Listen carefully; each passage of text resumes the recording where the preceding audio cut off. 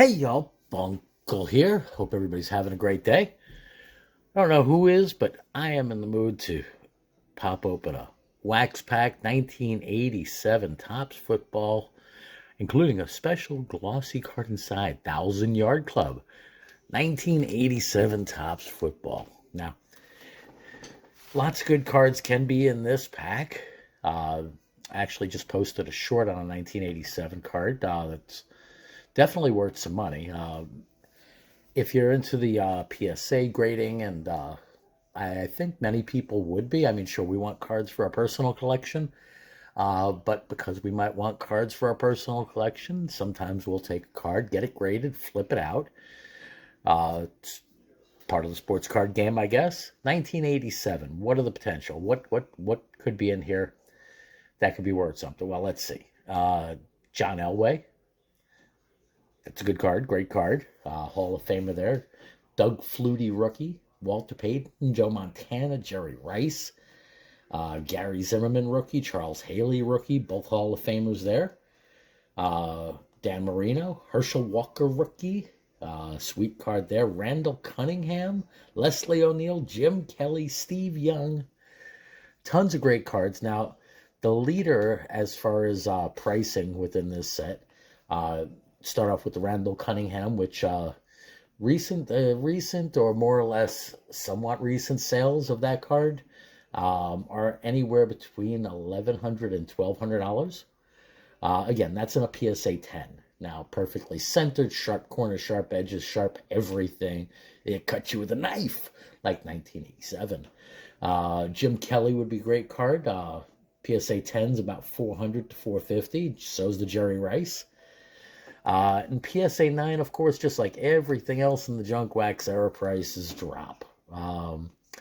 Let's see, the Browns team leader card, I believe, has some value. Hold on, I am scanning PSA. Okay, the Chuck Long card appears to be the highest one in PSA 9, highest priced one in PSA 9. That's somewhere around $100. Then the Jim Kelly's around 60. So is the Steve Young, William Perry, the Fridge. All great cards, all great players. The Randall Cunningham is an interesting one because, again, in a PSA 10, it's somewhere around $1,200.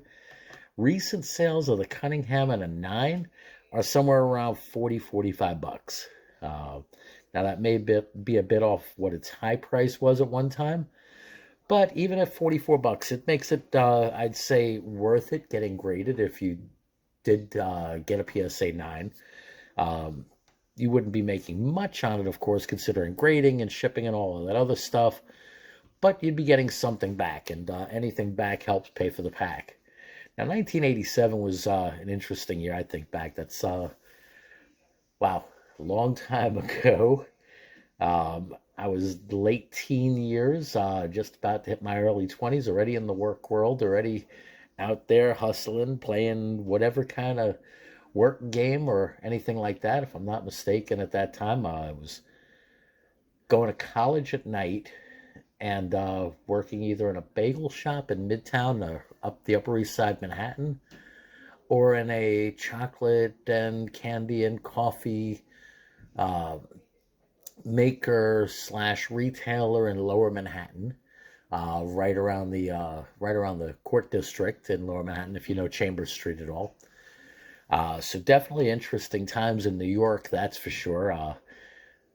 New York is where I was born and raised, so could definitely talk about New York during the 80s to anybody who'd want to know. 80s music, I'd say a lot of people still listen to also. It's funny with Stranger Things, nieces, nephews, we're getting into all sorts of conversation about the 80s and the way things were. And of course, you know what? Some people, including me, might tend to exaggerate it a little bit or glamorize it a little bit or make it seem a little bit dirtier than it is, or, our memories can play tricks with us. In some ways, I guarantee you it was worse than we say it was, and it was better than we say it was, all at the same time. Just like people are going to look at things nowadays. It was the height of, I'd say, in my opinion anyway, the height of Bon Jovi. Living on a Prayer was a big song then. U2 was huge. Again, talking music. Walk Like an Egyptian by the Bangles. Also great music. Lots of great memories music-wise. Um, Duran Duran was big. Lots of other stuff. Madonna was making a name for herself. Never a great singer per se, but I would say a great performer, that's for sure. Away from music, movies that year, we had some really interesting ones.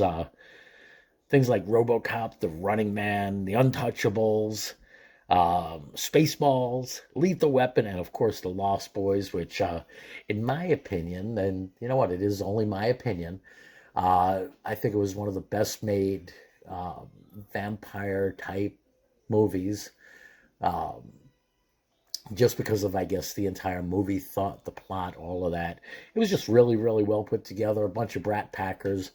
If you haven't seen it, I definitely think you should. It's it's a movie where the vampires don't sparkle and glisten. Um, so yeah, definitely there. Also, another great movie that came out that year was Good Morning Vietnam. Robin Williams, incredible actor. Definitely a shame that we lost him.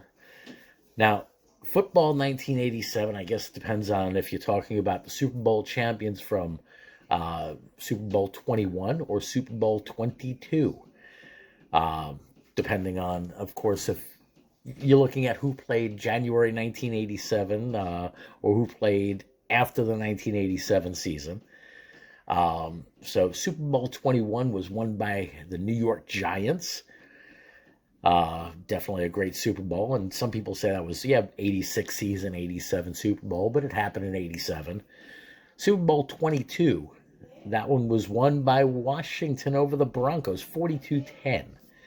Now, Washington nowadays, of course, is known as the Commanders. I'll always remember them as the Washington Redskins. I'm sorry.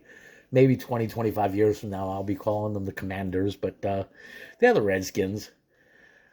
Baseball-wise, World Series was won by the Twins over the Cardinals. Great team that the Twins had back then also. Anyway, that's 1987 in a nutshell. Now, let's get to opening these up. I got some frappers here, good and ready to go.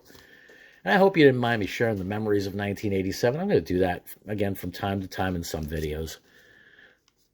We'll see exactly how that goes. Let me know in the comments what you think about me doing that. I mean, maybe your memories are different than mine, or maybe you weren't even an itch at that time. Maybe you weren't around and you want to hear more, you don't want to hear more. Either way, I'm good. So, get 10 official top sports card collector sheets. And yeah, there's a piece of gum in this pack. You have a sip of water here. Tend to get a bit of dry throat. You know, a bit cold outside, and then you have the dry heat inside, so that can definitely make a mess. Okay, let's take this thing off. I don't need that on. I will not be cutting open any packs in this video. Now, I do see a very badly wax stained card there. Hope it's nothing all that good, and that gum is in horrible condition. It's like sand, I guarantee that. All right, so we see a Gary Clark. That's what the card looks like. That's a shame because it's a really good looking card. But with that gum stain there, sorry, goes in the pile. And our wax stain card is Dave Krieg. So let's see what we have going on in this pack. All right, we're starting off with 1,000-yard club rushing, Gerald Riggs. Ooh, I see a record breaker card. Now that's a nice one, Dan Marino. Great one to start with. I'm going to frapper that one up. It's a nice card there. Definitely off center.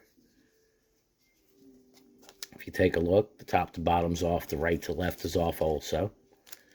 It's a common thing back in the junk wax era. Production control and all of that was horrible then. All right, we got a Bob Crable.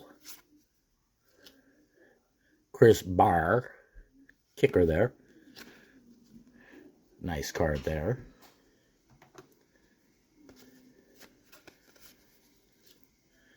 Mike Pitts, nose tackle.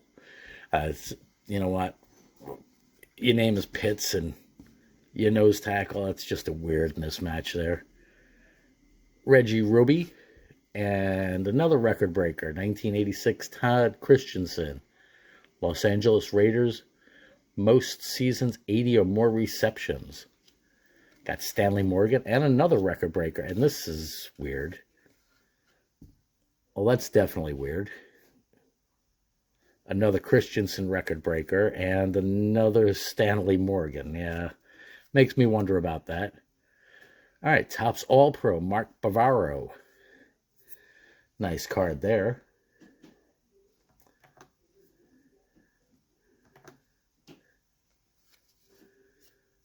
Dennis Hara, Eddie Edwards, and a checklist.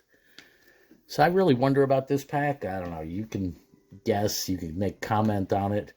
I do believe this is the best card in the pack.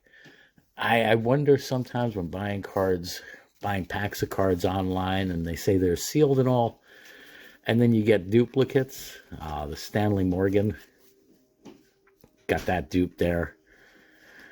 And the Christensen dupe there. Makes you wonder if it's possibly a repack or not. Now, both of them, this one's actually really decently centered. The other one's definitely off. And something similar there. Now, I do wonder if the Hara or the Bavaro might have any value. I mean, they are good, sharp, cornered cards, that's for sure. The condition is great on these. The centering on most of these is off, but not much you could do about that. I mean, I didn't print it, I didn't cut it, so not much there. But either way, I do think that that's a nice card to find, at least. Again, Giants fans definitely out there can appreciate it. And looking this up, in a 10, typical price is somewhere between 25 and 40 bucks. In a 9, the last one that was sold was in 2020, and that was for 25 bucks. So, I mean, not bad at all. I don't know. Y'all let me know in the comments what you think. I just want to take the minute to say, or take a few seconds to say, I definitely appreciate you watching. Appreciate everybody subscribing. All that great stuff. Comments and everything else. Always appreciate that. Y'all take care. Stay well. Stay blessed. Bunkle out.